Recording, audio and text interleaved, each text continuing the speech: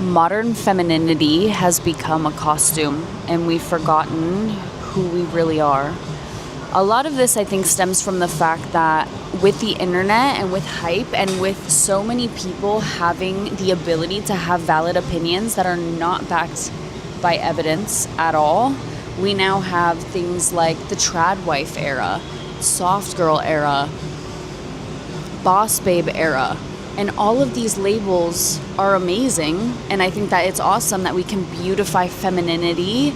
But what happens is you dress yourself up and label yourself up with these labels, and they end up just being a costume. And when you look at yourself in the mirror, you do not actually see your soul because of all of these labels and all of these things that we do to ourselves that we think are feminine.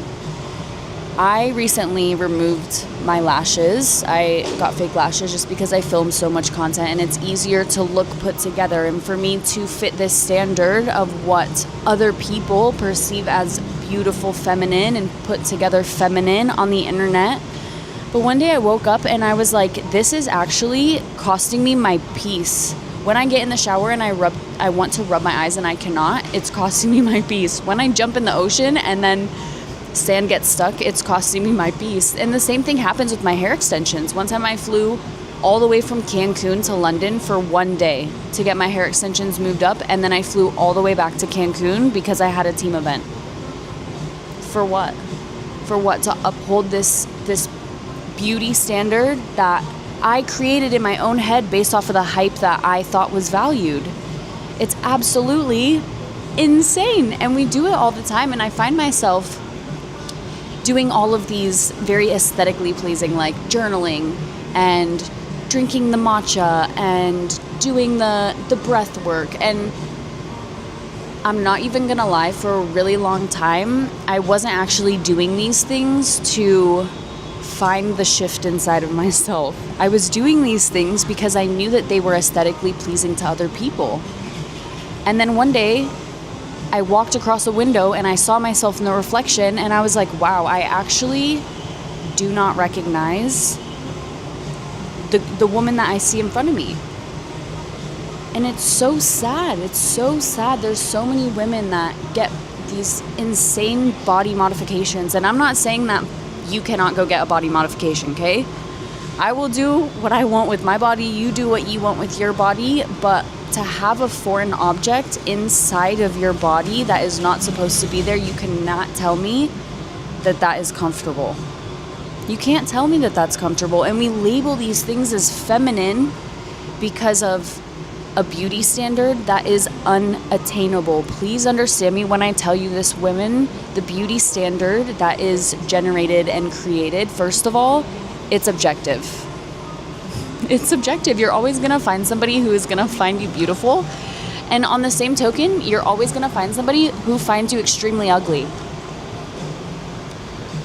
But I will tell you right now, the reason that the beauty standard is so unobtainable is because once the majority of people obtain a certain thing, it then becomes what nobody wants anymore because it's everywhere. Right? We saw these bubble butts. bubble butt, right? The bubble butts that went around, everybody wanted these big butts. And now, having smaller butts is almost coming full circle. And this is something that my mom instilled in me at a very young age. She did this very, very well to help me understand as a woman that how I show up for myself is more important than how other people are viewing the way that I am showing up for them. Because you're not going to be able to make everybody happy. And as women, we control the standards when we set our boundaries. So us succumbing or surrendering to this standard that other people have set versus following our own intuition and how we feel as women, because there's not one right answer. You can have a woman that is very boss babe energy, right? All of these labels come from these energies that people feel. But you can have two different boss babes that are boss babes because of their energy, and they show up for the world in very different ways. But because you can't label that energy, you just say, oh, this is a boss babe, right?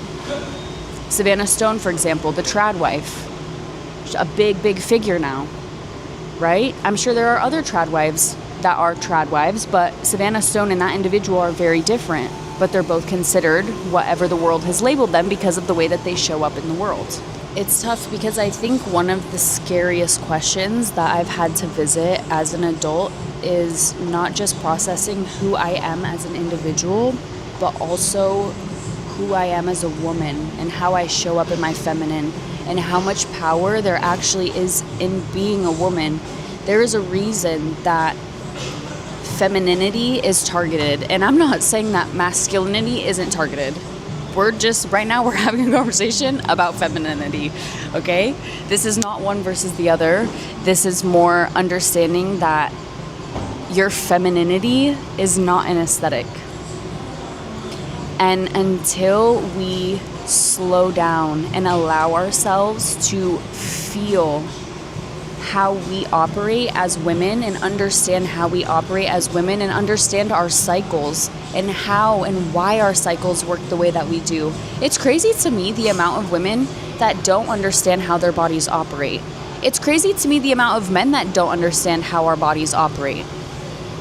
But it's our responsibility at the end of the day, right? To know how we operate and why our cycle works the way that we do and how that ties into our energetics and how us showing up for the world can literally change the world.